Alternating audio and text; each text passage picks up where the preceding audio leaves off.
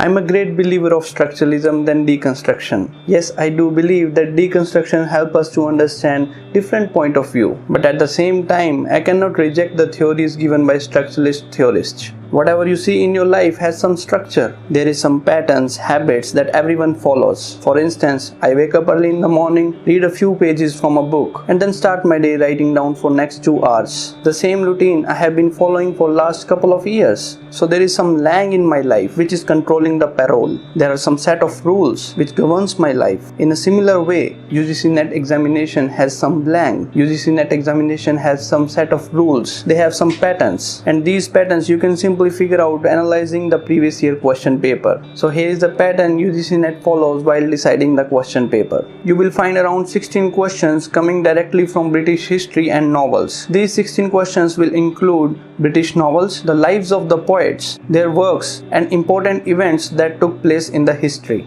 You will find 6 questions from British dramas. You will find 13 questions from British poetry, which will include all the British poets like Chaucer, P.B. Shelley, John Keats, S.G. Coleridge, William Wordsworth. Then you will find around 9 to 10 questions directly coming from literary criticism, 6 questions from English education in India, 5 questions from language and linguistics, 22 questions from theory and cultural studies, 5 from research methodology, 3 from European literature, 2 from magazines, 3 from American literature, 2 from Indian literature.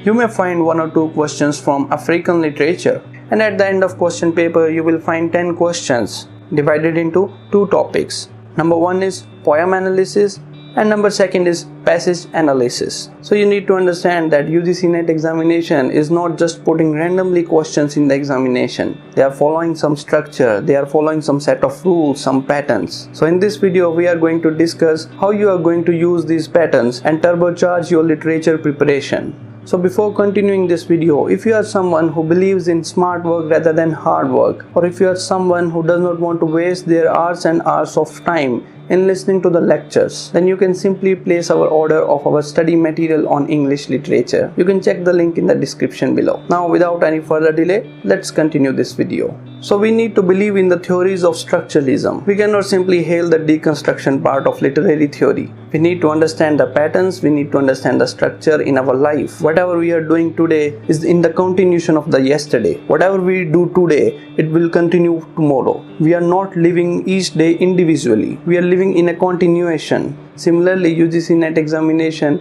is following some set of rules, some set of patterns in order to make their question paper. Another example you can find of patterns and structure in share market. Take an example of this share by Tata Consumer. This share has been following some structure from the last 10 months. There is a trend line which, if you have figured it out, you could have made money from this particular share. So what I only want you to share is that if you can figure out the past patterns, you can simply predict the future in a better way. Don't randomly study for the subjects. Don't randomly watch the YouTube videos and attend the lectures. Plan beforehand and execute your planning. There are a lot of English literature aspirants who says that you will find questions from anywhere. This is half knowledge. You will not find the questions coming from anywhere. Half knowledge is dangerous thing, and you need to accept that there is no luck, but only smart work and some strategies. Coming back, now I will give you some roadmap to study this subject for the next few months. So what you have to do is you have to make the list of all the novels and poems that have already been asked in the previous year examination. Give your next 1 week in analyzing the previous year questions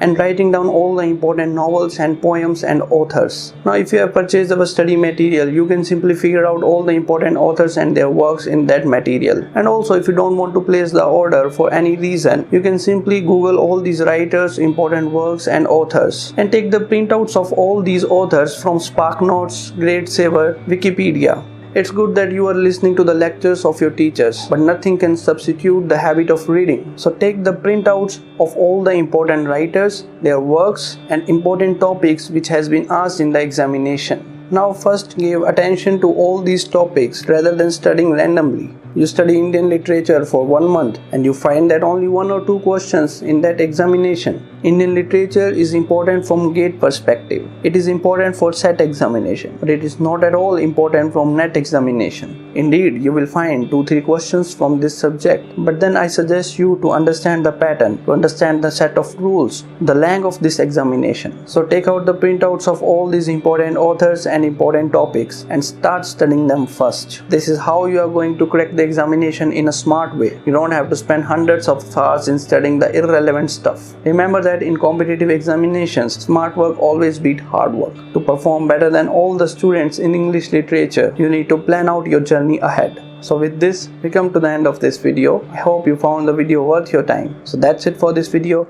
Thank you.